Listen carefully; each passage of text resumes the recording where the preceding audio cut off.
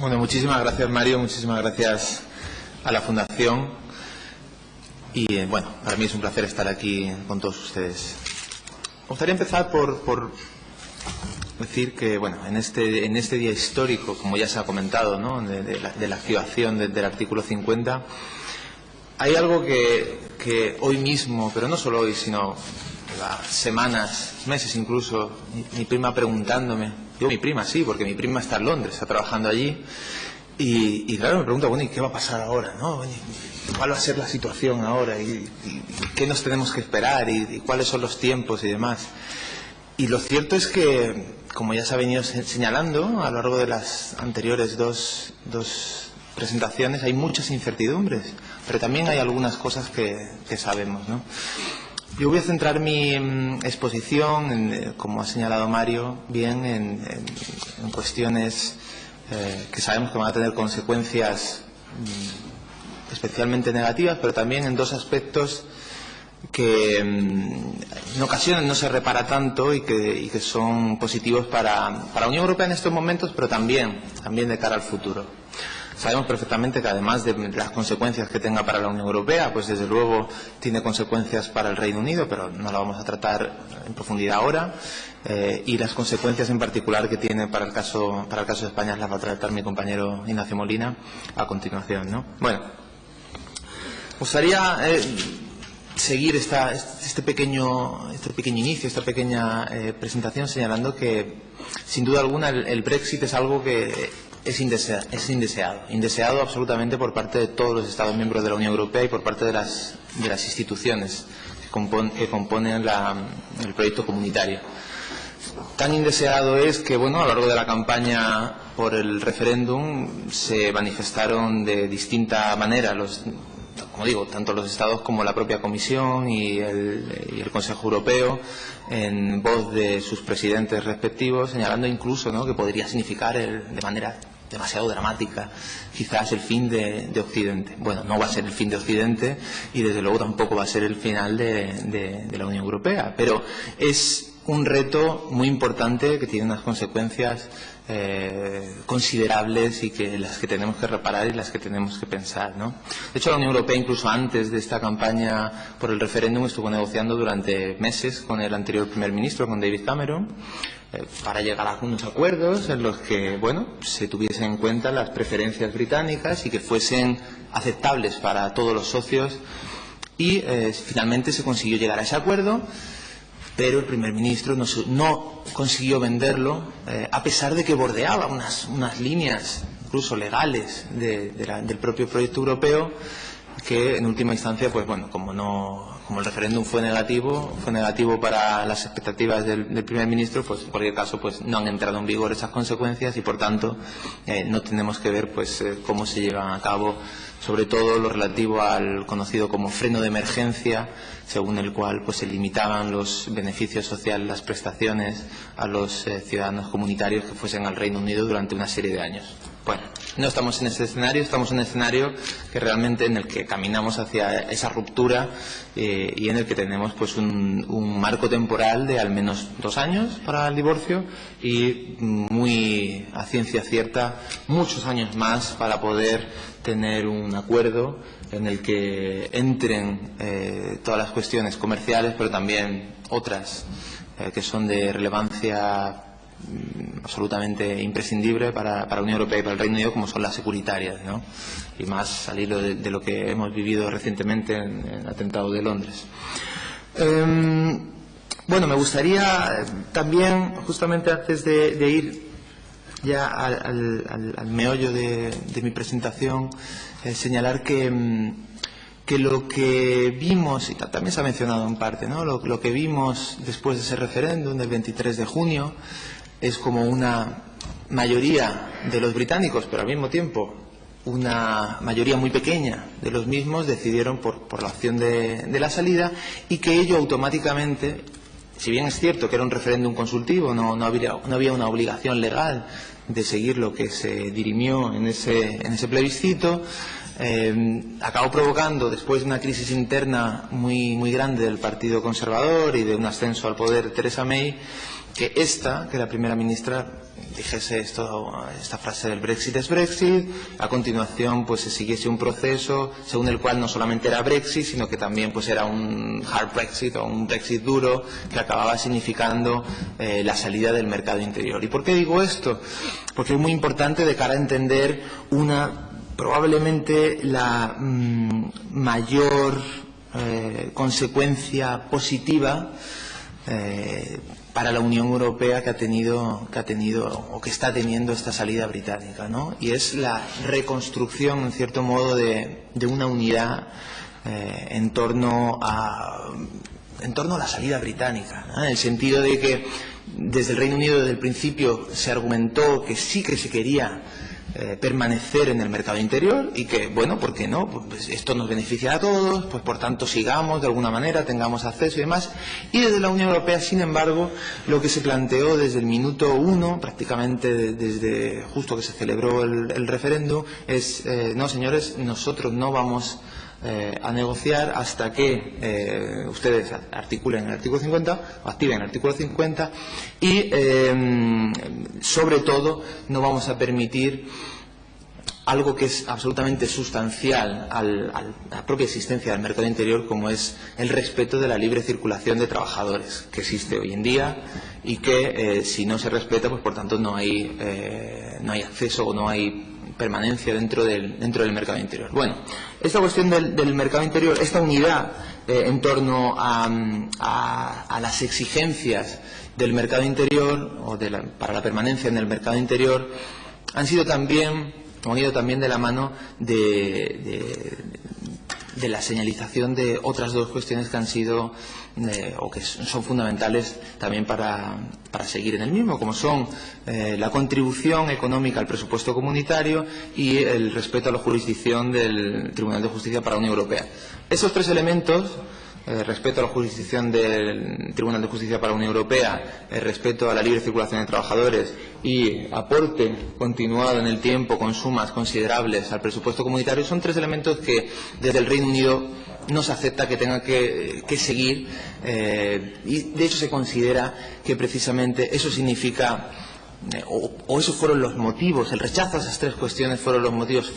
principales, fundamentales, que explican ese voto a favor del Brexit. Bueno, todo esto es discutible, pero esa es la posición, en cualquier caso, del gobierno británico y, por tanto, de ello vemos que no vaya a haber, en principio,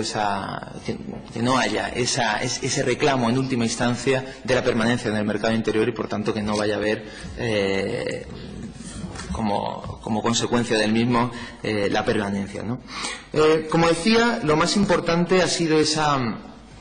unidad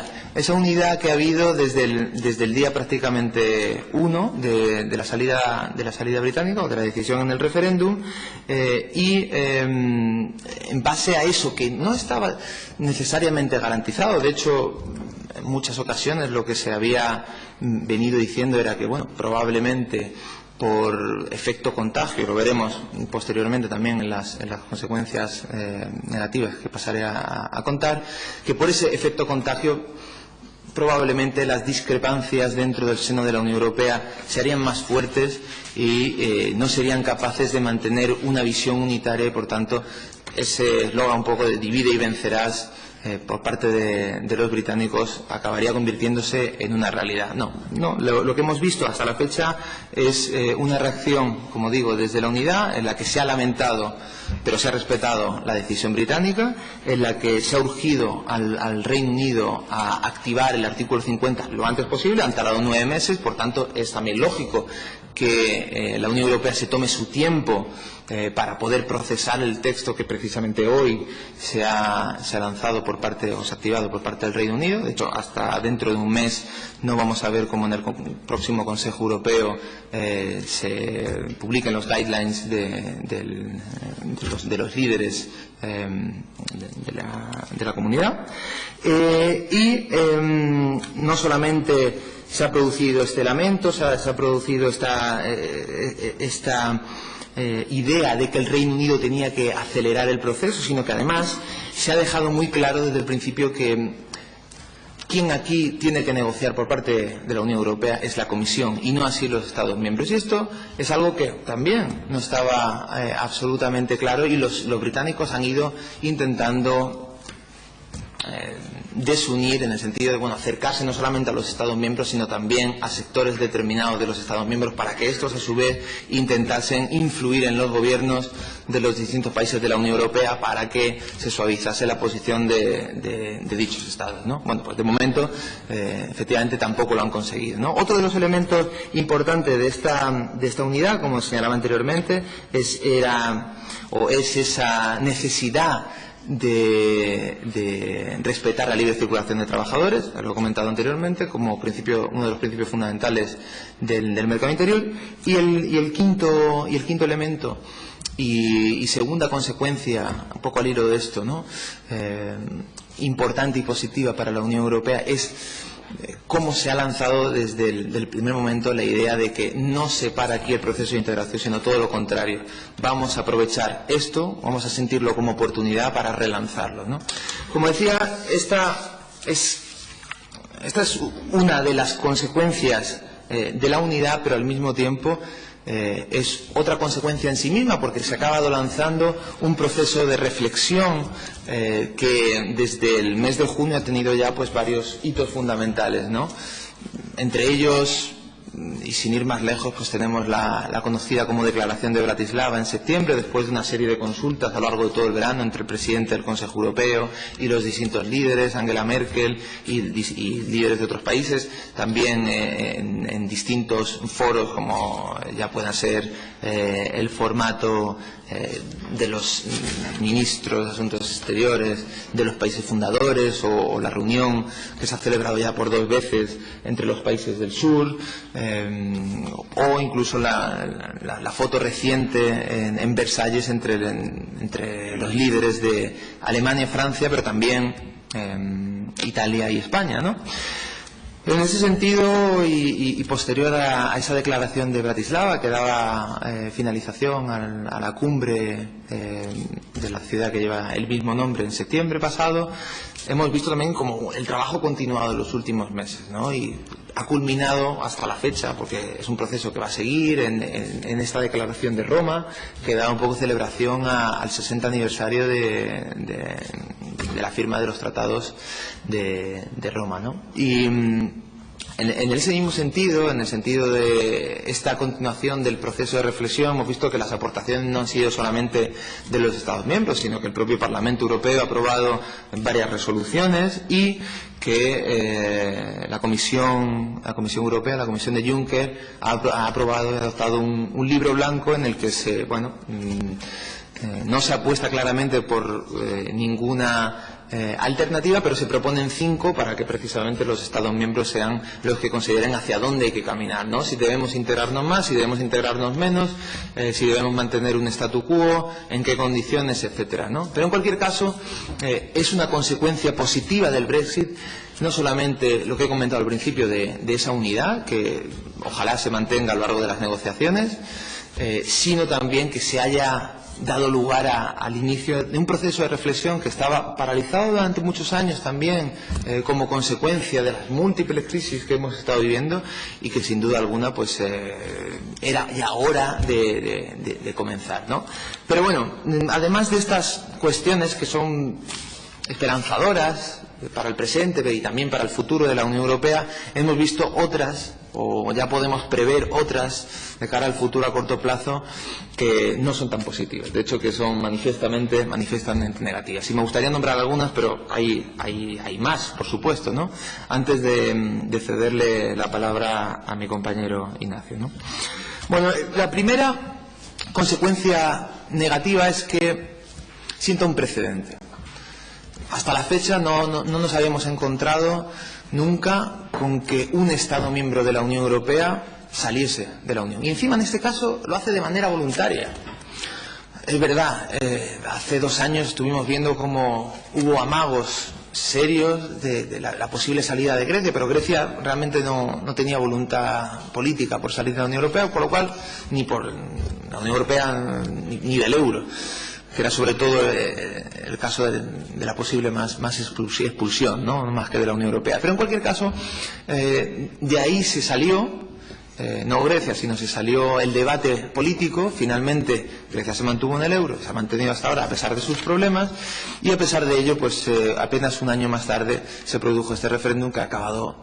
provocando la primera salida en la historia de un socio comunitario. No estábamos hace unos años ni siquiera pensando que esto pudiese ser una realidad. Bueno, de hecho, pensábamos casi que el proceso de construcción europeo siempre iba hacia adelante, y bueno, no necesariamente es así, y nos estamos dando cuenta de ello, y por tanto la salida de uno de los socios bueno, nos muestra que nada está garantizado y que la Unión Europea tiene que considerar que el tabú ya está roto. Por tanto, esto pudiera suceder de nuevo en el futuro y debería trabajar para que no sucediera más, ¿no? El segundo de los elementos, al margen del tema del precedente, es que ayuda ciertamente a esa narrativa euroescéptica que existe hoy en día. No solamente la salida del Reino Unido, sino también la victoria de Trump en Estados Unidos y todo este debate que hay sobre la globalización, sobre los efectos negativos que tiene la misma, sobre si la Unión Europea es el instrumento o no lo es que nos ayuda a combatir dichos efectos, etcétera. Pero es cierto, al mismo tiempo, que a pesar de que ayuda a esa narrativa euroescéptica,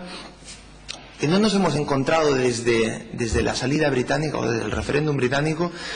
con que los euroescépticos ni hayan avanzado en las encuestas electorales ni hayan conseguido éxitos en los comicios que han tenido lugar. Los ejemplos más claros son el de Austria, donde en la repetición de las elecciones presidenciales el resultado del partido de extrema derecha y euroescéptico fue peor que en la primera ocasión en la que se celebraron esas elecciones presidenciales, y los más recientes comicios de Países Bajos, donde, si bien es cierto, el partido de Geert Wilders, manifiestamente contrario a la Unión Europea, ha conseguido ser la segunda fuerza política e incrementar el apoyo popular, no ha logrado lo que quería realmente y lo que apuntaban incluso algunos sondeos anteriormente, que era la victoria, ¿no? Por tanto, hay que también analizar esto de una manera también más realista, más objetiva y desapasionada, y ver que a pesar de que ayuda o que puede ayudar a esa narrativa euroescéptica, la realidad muestra que tampoco se están produciendo avances desde ese lado. El tercer elemento, o la tercera consecuencia negativa, claramente es la económica, ¿no? Sabemos que el Brexit daña económicamente a las dos partes, tanto al Reino Unido como a la Unión Europea. Hay miles de estudios, miles de estimaciones, algunas, pues, por citar simplemente 2 o 3 datos, apuntan a que se puede reducir o puede haber un impacto en el PIB europeo de entre el 0,1 y el 0,5% de aquí a 2030, pero claro, si eso lo comparamos con el impacto que puede haber en el Reino Unido, en el PIB, pues estamos viendo como está hablando entre el 1,3 y el 4,2 en el caso de que haya un acuerdo final. Pero en el caso de que no haya un acuerdo, pues hasta 7,5 puntos del PIB, ¿no? Que es una absoluta barbaridad. Ello por no hablar de sectores específicos como pueden ser el ámbito de la sanidad o el ámbito veterinario, donde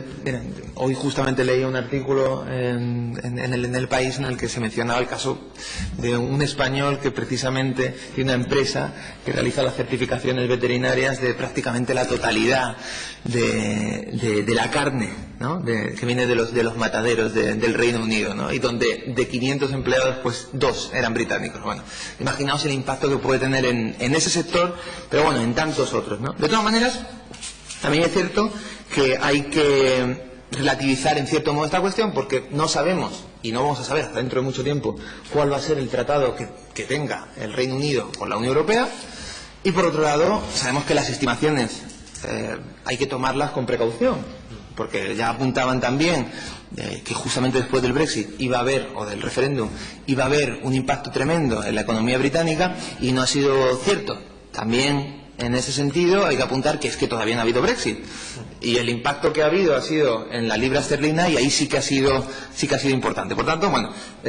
tengámoslo en cuenta y fijémonos también en un asunto dentro de la parte económica que es especialmente importante, que me gustaría señalar,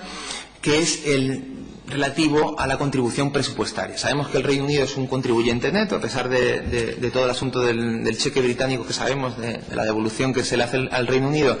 El Reino Unido sigue aportando mucho más de lo que recibe del presupuesto comunitario y, claro, si sigue habiendo una ambición de mantener esa línea presupuestaria por parte de los Estados miembros, las contribuciones del resto, de los restantes 27, van a tener que aumentar. Y bueno, veremos, porque ahí va a haber un debate seguramente muy importante en los próximos años. Cuarto elemento, y voy terminando, solamente tengo 5, me gustaría mencionar simplemente que el Brexit también produce un cierto impacto geopolítico en la Unión Europea, en el sentido de que, bueno, sabemos perfectamente que la Unión Europea, con la salida británica, pierde un actor económico muy fuerte, el segundo actor económico más fuerte dentro de la Unión, el quinto a nivel mundial, pero no solamente eso, sino uno de los 2 sillones que tenía en el Consejo de Seguridad de las Naciones Unidas, también a un Estado que supone el 20% de la totalidad de los presupuestos de defensa de la Unión Europea, y en definitiva el Reino Unido, que es un país que ha tenido siempre una vocación de intentar trabajar en esa manera de moldear la globalización y de tener un impacto a nivel mundial. Y ello puede tener a su vez consecuencias para la Unión Europea y su ambición, sin ir más lejos, en un ámbito como puede ser el de las políticas de sanciones con respecto a Rusia, donde claramente el Reino Unido ha estado liderando, ¿no? El último de los elementos, y ya termino aquí, si te parece, Mario. No sé si, creo que me estoy ajustando al tiempo, pero perfecto. Es el que tiene que ver con que el Brexit en estos momentos complica la situación y complica la resolución de las demás crisis que está viviendo la Unión Europea. Tenemos claro absolutamente que para el Reino Unido el dossier más importante de este año, del año que viene, del siguiente y probablemente de varios años más es su salida de la Unión Europea y cuál va a ser la siguiente relación que tenga, la futura relación que tenga con la Unión Europea. Por tanto, el Brexit es el dossier más importante para el Reino Unido. No así, no es el caso para el resto de la Unión Europea, no lo es. La realidad es que no lo es.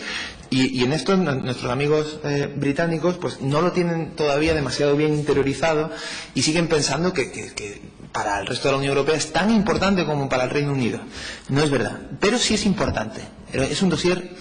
ciertamente importante y donde se van a tener que emplear mucho tiempo y muchos recursos para solucionarlo y para solucionarlo de la mejor manera posible para las dos partes. Y ello va a acabar o va a provocar también